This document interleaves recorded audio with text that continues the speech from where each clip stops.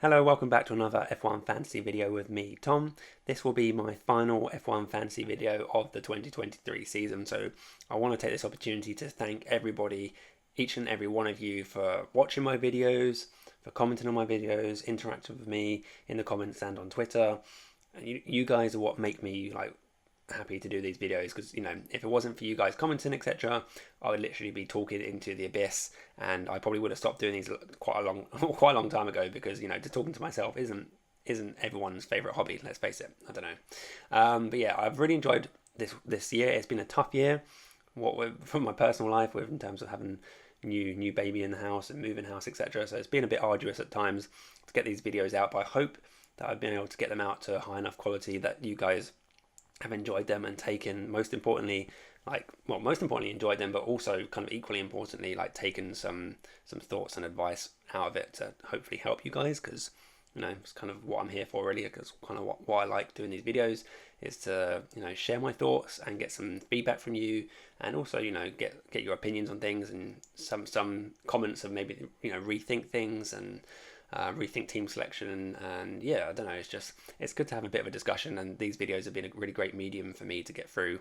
this season and doing so. And I think actually doing these videos has actually helped me in terms of doing well this season, because it's really helped me to process my thoughts, having this little bubble where I can just process my thoughts. And it actually, at the end of recording the video, I'm thinking, oh, I could go back and re-record the whole video and talk about a whole load of other things, because just talking out loud has actually helped me come up with various ideas for what I can do with my team. But anyway, that's kind of the aside out of the way.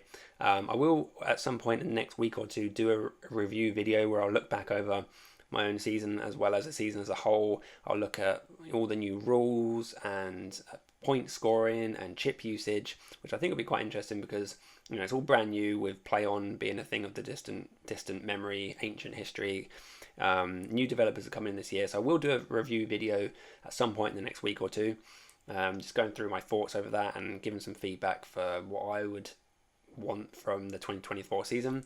But yeah, this will be the final time I'm doing an actual video in terms of team selection and everything. I won't have time this week, I'm afraid, to do final thoughts, because I've got a couple of friends coming to stay over, so I can't really just see you later, I'm going to go record.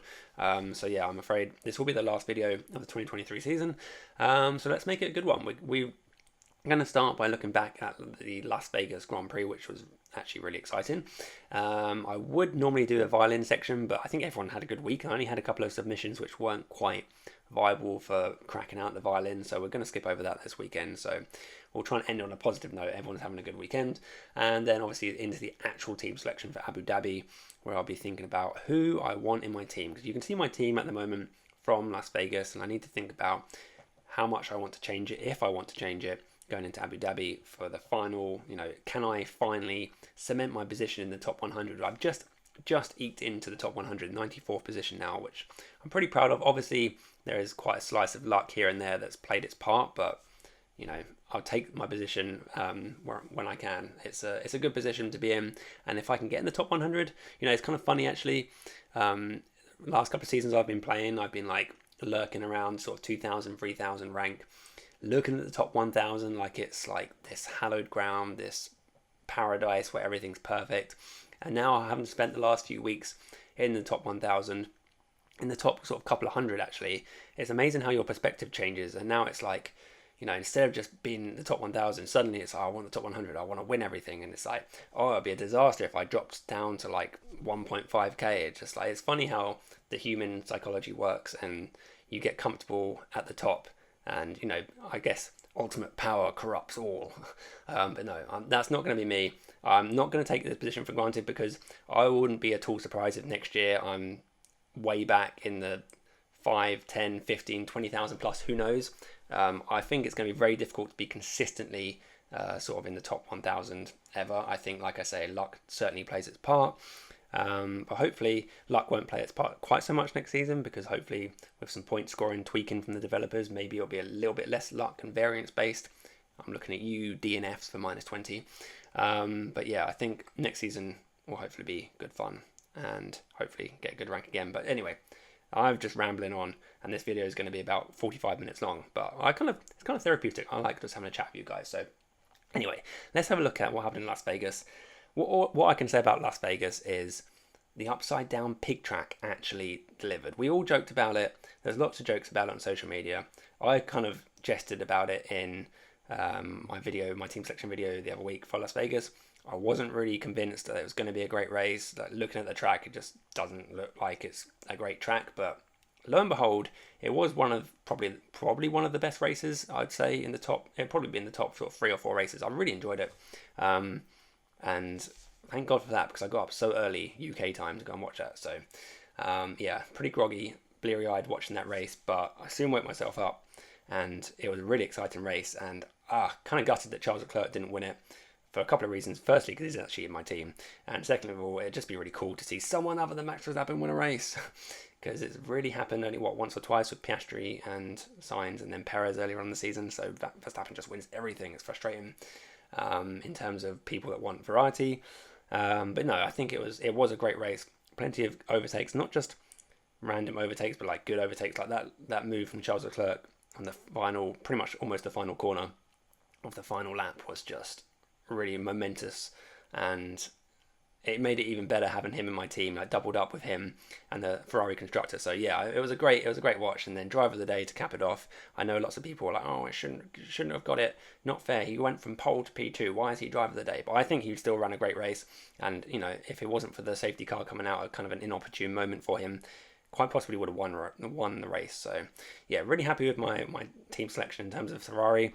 It was a last sort of gasp switch from heaving off the McLarens. I took a -8, as you can see on screen. I think a lot of other people took hits. Lots of other people used wild cards. Everyone not everyone, a lot of people moved onto the Ferraris, and it paid off big time. And like big time, not only because the Ferraris did so well, but because the McLarens did poorly. I mean, Piastri certainly pulled his weight and did some, had some promising race pace and pulled through. Got fastest lap as well. So the McLarens weren't a total disaster, and they also had a quick pit stop. But that Lando Norris DNF just gave the McLarens no chance of outscoring the Ferraris or even getting close to them. So the Ferrari owners, myself included, were definitely rewarded. Red Bull still plugging away of 84 points, just like every week. You just know what you're getting with Red Bull. And then the two AlphaTauri drivers, even though in terms of reality they had a bad race, in terms of fantasy it was really good. And even Yuki Tsunoda managed to just get his car over that 90% mark and get his 14 points before the DNF gave him a big old -20. That would have hurt pretty badly. But yeah, overall a great weekend, an exciting race. And now we need to decide what we're going to do for Abu Dhabi. So let's just flick it back to my team. We'll go to the race weekend. This is the team. What do we do? So in Abu Dhabi, I don't think the Ferraris are going to be quite as strong. I think the track in Las Vegas certainly suited them, with the kind of slower corners combined with the long high-speed straights.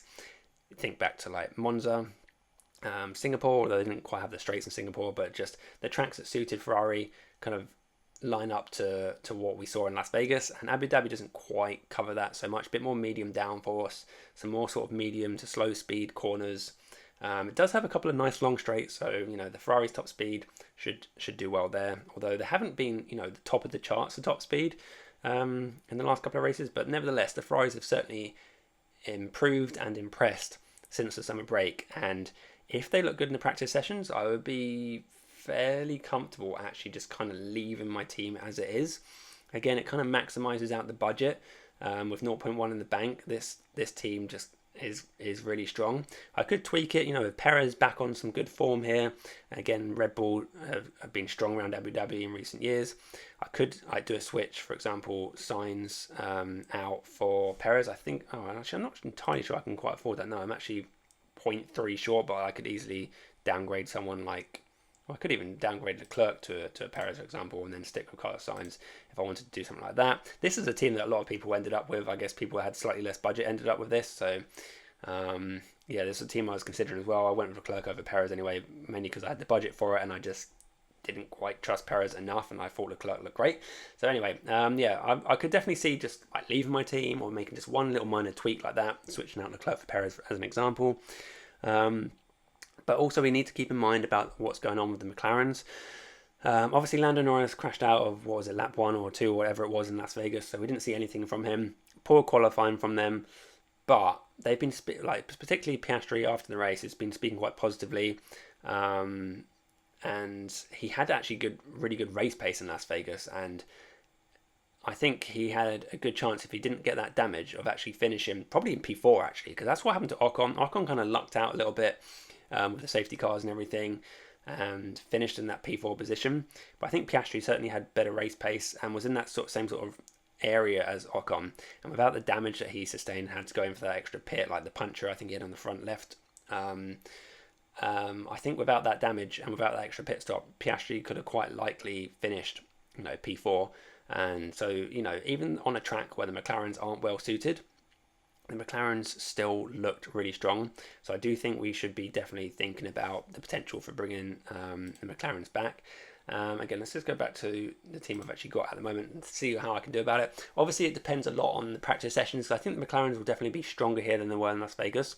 But it's taken me a -8 to pile on to Ferraris, and I don't have any wild card left. So if I want to go all the way back to like triple McLaren, it's going to start costing me -4, -8, and that's really, really not what I want to do at this time of the season. The -4s, in fact, the -8 I took in Las Vegas was literally the first negative points I've taken all season for transfers.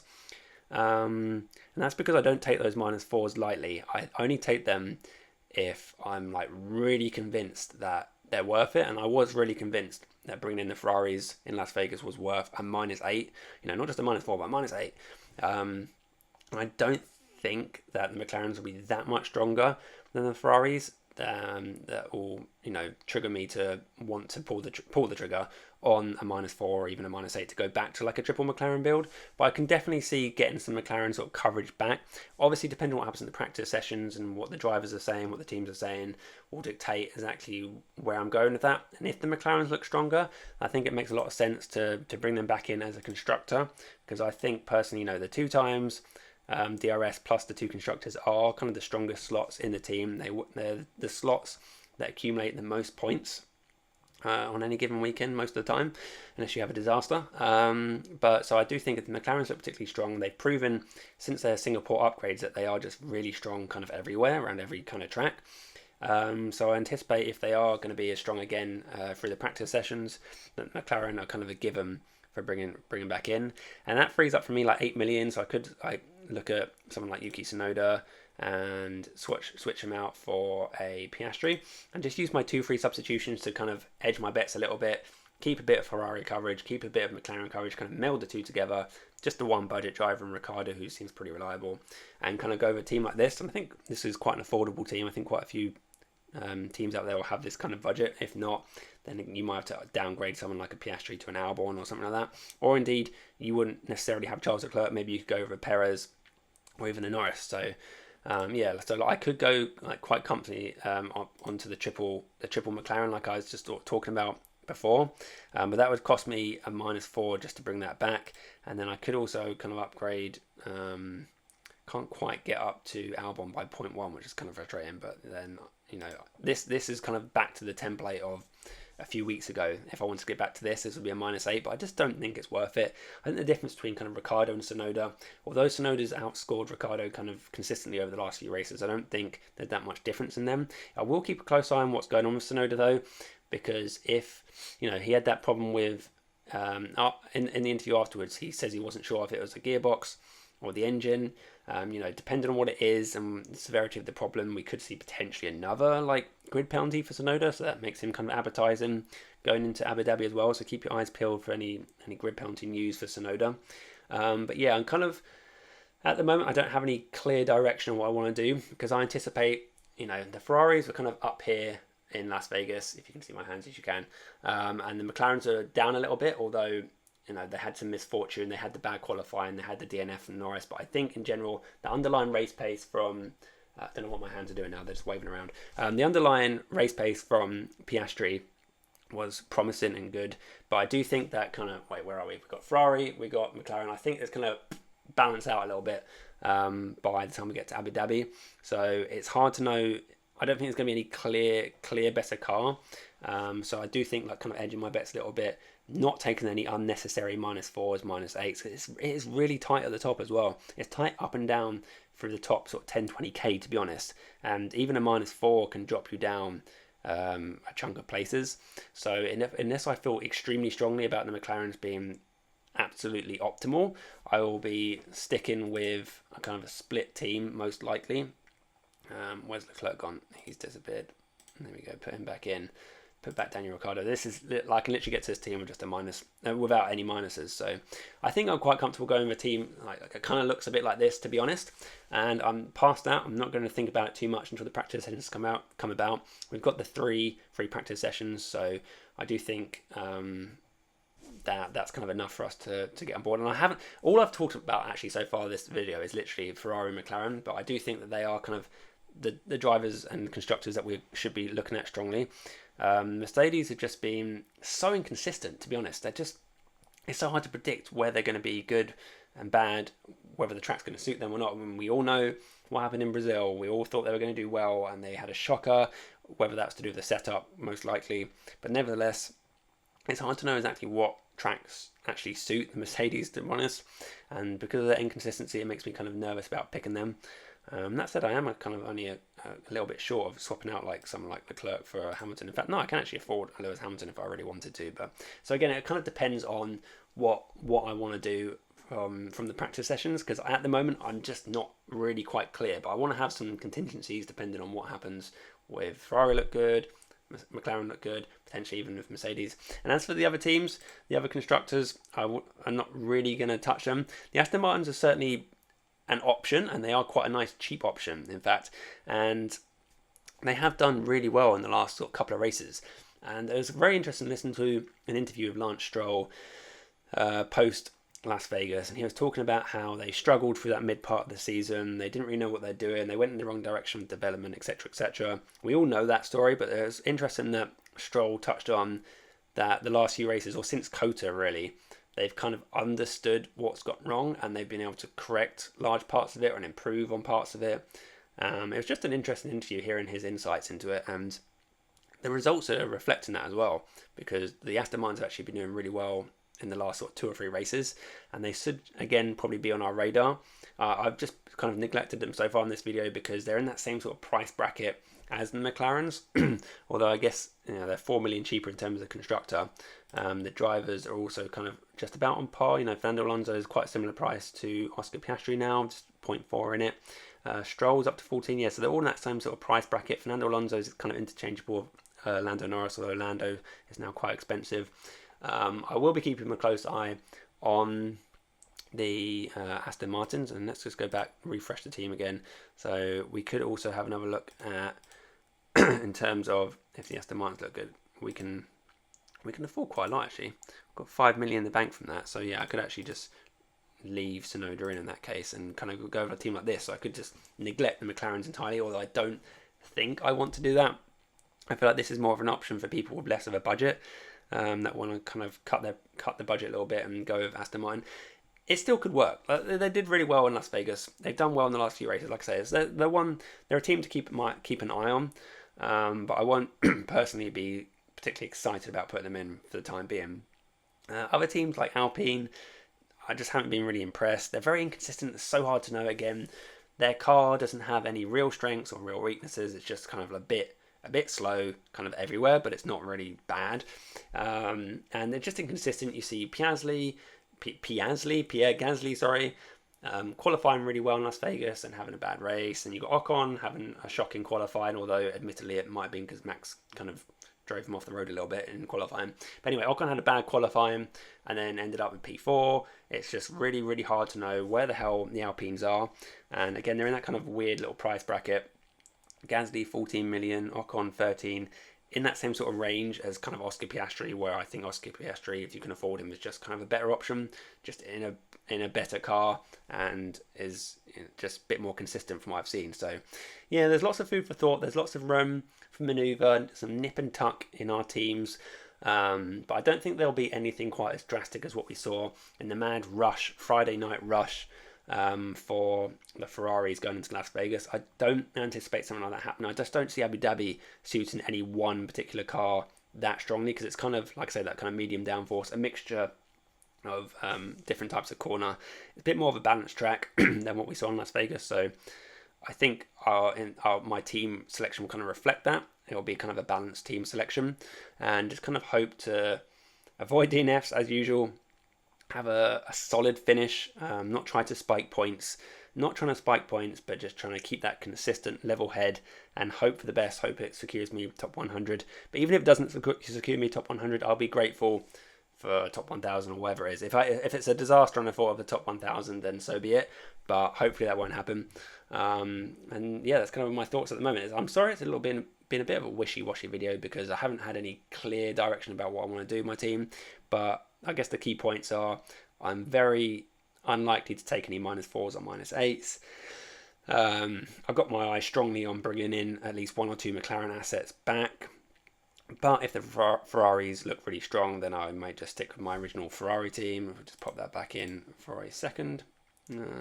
So we got Ricardo back in there and the Ferraris, but like I say, I'm quite open to the possibility of bringing back in McLarens.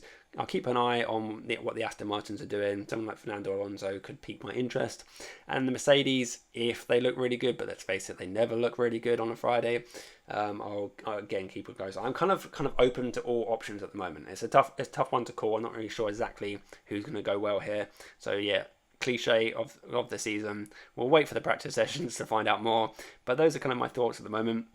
So I think I should wrap it up before I guess bore any more of you, run out of voice, etc. So yeah, I'll just wrap it up by saying thank you very much for following me throughout this season. It's been a pleasure to talk to myself in my room for the last year. But no, in all honesty, and jokes aside, I have enjoyed all the interactions with you guys. Thank you very much for watching my videos, liking my videos, commenting, whatever you're doing with my videos. It's nice just to interact and know that people kind of care about what I'm talking about. It's kind of nice. So thank you very much, and I wish you all a good final race of the season in Abu Dhabi. Hopefully you can top your mini leagues, get into the top 1,000, 10,000, whatever you are aiming for, and good luck obviously to the guys at the very top of the global league as well. In particular, there's the top sort of 3, 4, 5 teams who are gunning for the victory.